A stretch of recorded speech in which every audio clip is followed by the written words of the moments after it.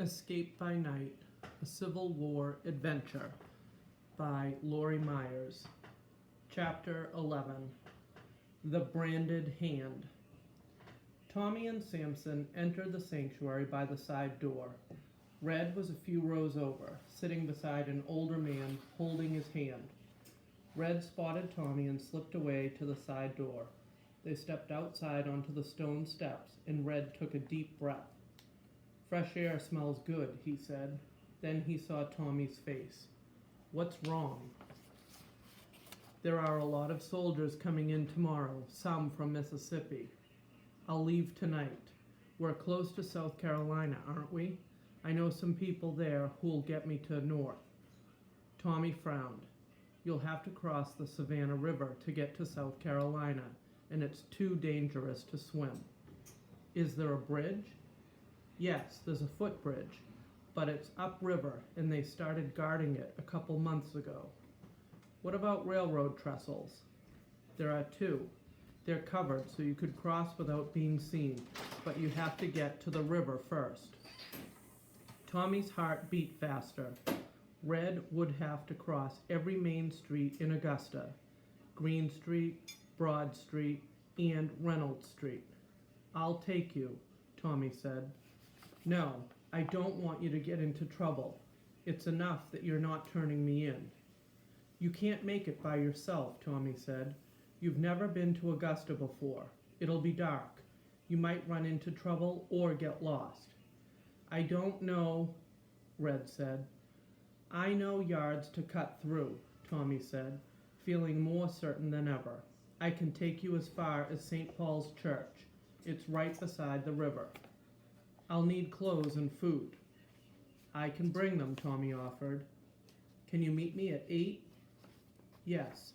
My parents are going out visiting tonight. They'll be gone by then."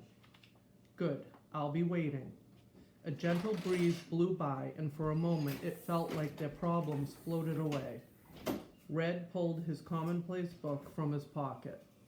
"I want to read you 2 lines from a poem, but first I'll read you the story of the man in the poem."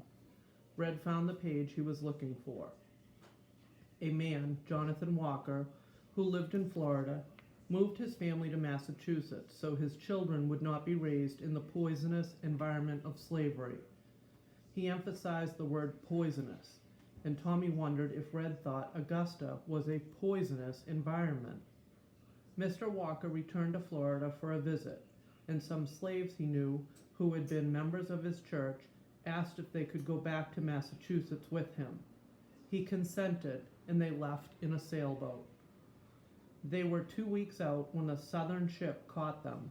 Mr. Walker was imprisoned in a dungeon for a year, and the palm of his right hand was branded SS for slave stealer.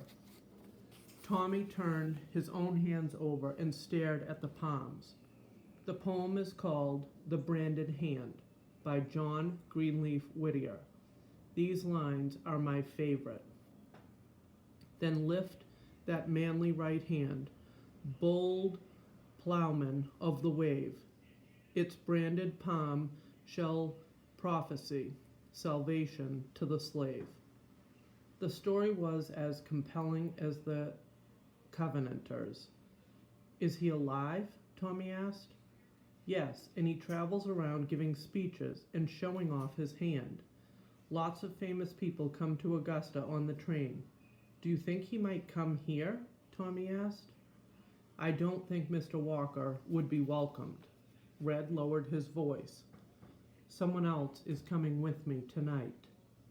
Tommy felt his pulse quicken. "Another Yankee?" He thought back to the soldiers he had seen in the hospital. None of them looked like Yankees, but neither did Red. "For now, the less you know, the better it is for you. You'll see tonight."